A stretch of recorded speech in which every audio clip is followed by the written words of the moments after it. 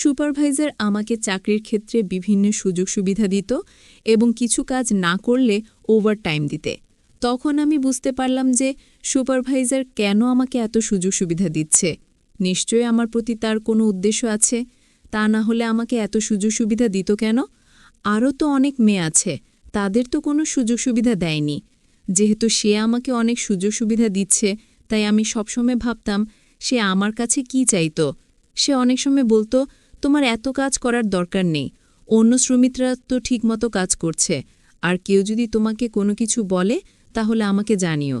আমি বুঝলাম সুপারভাইজার আমার প্রতি অন্য কোনো উদ্দেশ্য আছে।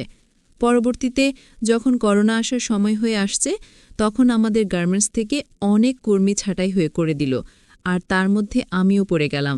তখন আমার সেই সুপারভাইজার আমার প্রতি অনেক মায়া হলো এবং সে আমাকে তার নিজের খরচে লেবানন পাঠিয়ে দিন।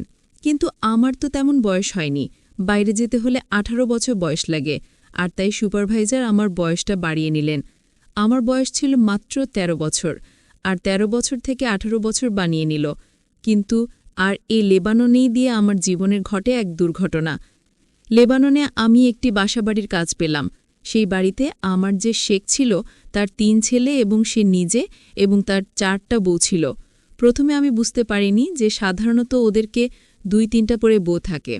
পরে বুঝতে পারলাম তাদের অনেক, তাই তারা 2-3টা করে বউ নিয়ে বিয়ে করে এবং তাদের বউ বিয়ে করার অনুমতি দেয়, কারণ সে একা এত সামাল দিতে পারে না।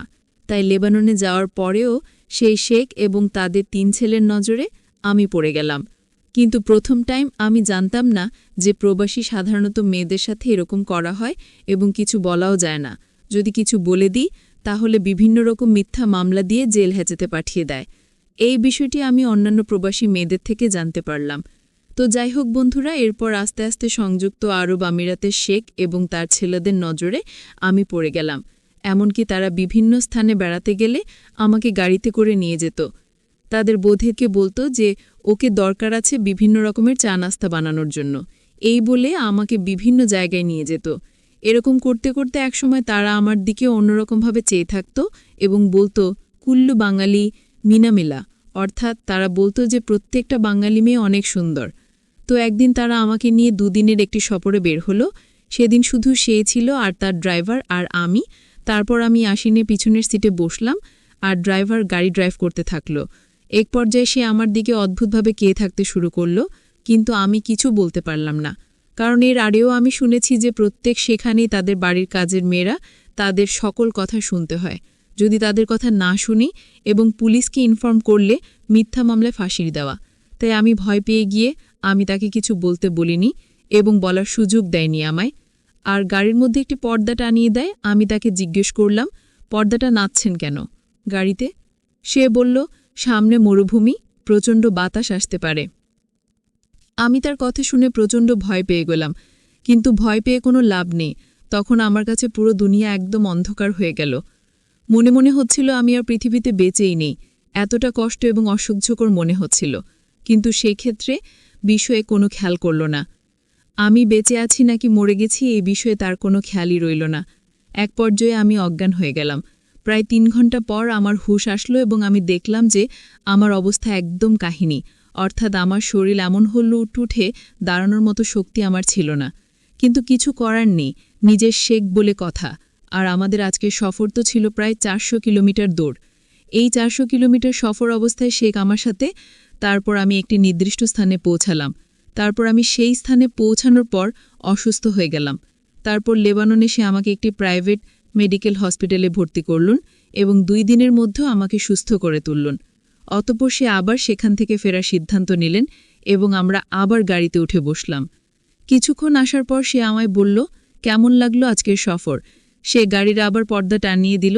তখন আমি শেখকে অনেক অনুরোধ করে বললাম, আপনি পর্দা টাঙ্গালে আমার ভয় করে। আমি তার অনেক হাতে পায়ে ধরলাম, কিন্তু সে কোনোভাবে আমার কোনো কথা মানল না। সে বলল, দেখো, তুমি এখানে চাকরি করতে এসেছ, তাই আমার তোমাকে যেভাবে বলি সেইভাবে তোমার চলতে হবে এবং সকল কথা রাখতে হবে। আমি বুঝতে পারলাম সে আমার কথা রাখবে না। তারা যা বলে তাই মানতে হয়। তারা বলে সেখানে চাকরি করতে গেলে তাদের এটাই নিয়ম। এভাবে আমরা বাড়িতে আবার চলে আসলাম, কিন্তু বাড়িতে আসার পরও কোনো রেহাই পেলাম না। কারণ শেখের 3 ছেলেকে দেখে আমার অনেক ভয় লাগত। সেই 3 ছেলের কোনো কাজকর্ম ছিল না, শুধু বাসায় বসে থাকত টিভি দেখতে আর আড্ডা বাড়ত। আর তার বাবার বিজনেস ছিল, বাবা সারাদিন সে বিজনেসে সময় দিত। প্রিয় বন্ধুরা, যখনই তার বাবা দিনের বেলায় তার ব্যবসার স্থানে চলে যেত আর আমায় তখন বলতো আমাদের 3 ভাইয়ের কথা রাখতে হবে, আর বলতো যদি বাবাকে কিছু বলিস তাহলে তোর চাকরি চলে যাবে। কিন্তু তারপরও কিছু করার ছিল না, কারণ আমি দেশে চলেও আসতে পারবো না। দেশে গিয়ে কি করব, কারণ আমি দরিদ্র ফ্যামিলি।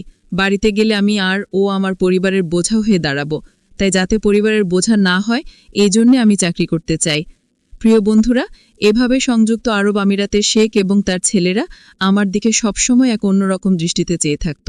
সেটা আমার ভালো লাগতো না, কিন্তু তারা বলে চাকরি করতে হলে তাদের সকল কথা রাখতে হয়। আমি তাদের ছেলেদের দেখে ভয়ে সবসময় লুকিয়ে লুকিয়ে থাকতাম। আমি বাসার সকল কাজকর্ম করে রাতে যখন রুমে শুতে গেলাম, আমার 2 দিনের জার্নিতে আমার শরীর অনেক দুর্বল ছিল। তাছাড়া অজ্ঞান অবস্থায় 3 দিন ছিলাম, কিন্তু শেখদের কোনো টাকা পয়সার অভাব ছিল না। যাই হোক, আমি রাতে প্রচণ্ড মাথা ব্যথা হচ্ছিল। আমি মাথা ব্যথায় যখন শব্দ করতে লাগলাম, তখন শেখের ছেলে আমার রুমে আসলো আর আমায় বলল, তুই কি বেশি অসুস্থ? আমি বললাম, আমি অনেক অসুস্থ, আমার প্রচণ্ড মাথা ব্যথা হচ্ছে। আমি তাকে বললাম, আপনাকে দেখলে আমার ভয় লাগে, আপনি চলে যান রুম থেকে। আপনি রুমে থাকলে আমি আরও বেশি অসুস্থ হয়ে যাব। শেখের ছেলে আমার মুখে এরকম কথা শুনে রাগান্বিত হয়ে গেল। আমায় বলল, আমার বাড়িতে থেকে চাকরি করিস, তুই একটা কাকরানি হয়ে আমার ঘর থেকে আমাকে রুম থেকে বাহির হতে বলছিস? তোর সাহস তো কম না। আমি শেখের ছেলের কথা শুনে ভয় পেয়ে গেলাম। আমি শেখের ছেলেকে বললাম, আমার ভুল হয়ে গেছে, আমি আসলে মাথা ব্যথায় আমার কোনো হুঁশ ছিল না, আর তাই মুখে কি হতে কি বলে ফেললাম। আপনি কিছু মনে করবেন না, আমি আপনার কাছে ভুল স্বীকার করছি। শেখের ছেলে তখন আমায় বলল, ঠিক আছে, আমি তোকে এই বাড়িতে রাখব, কিন্তু আমার কিছু নিয়ম আছে আর সেই নিয়ম তোর পালন করতে হবে। আমি তাকে বলেছিলাম, আপনার সকল নিয়ম আমি অক্ষরে অক্ষরে পালন করব, তাও আপনি আমায় চাকরি থেকে বহিষ্কার করবেন না। শেখের ছেলে তখন আমায় বলল, ঠিক আছে, আর রাত 1-2টা বাজলে আমার রুমে কিছু কাজ পড়ে আছে, সেগুলো তোর করতে হবে। আমি তখন শেখের ছেলেকে বললাম, দিনেও ডিউটি রাতেও ডিউটি, তাহলে আমি ঘুমোবো কখন? শেখের ছেলে বলল, ভোর 4টা থেকে সকাল 8টা পর্যন্ত।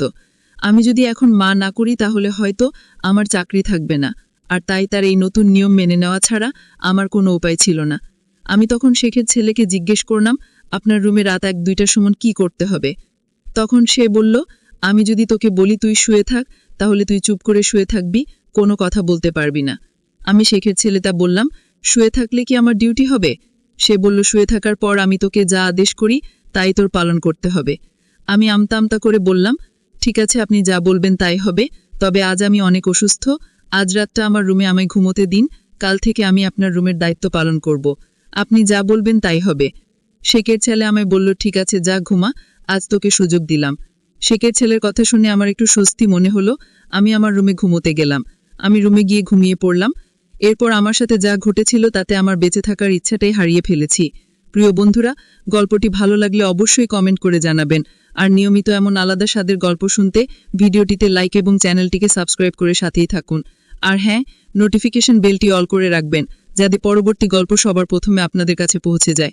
ধন্যবাদ বন্ধুরা, ধন্যবাদ।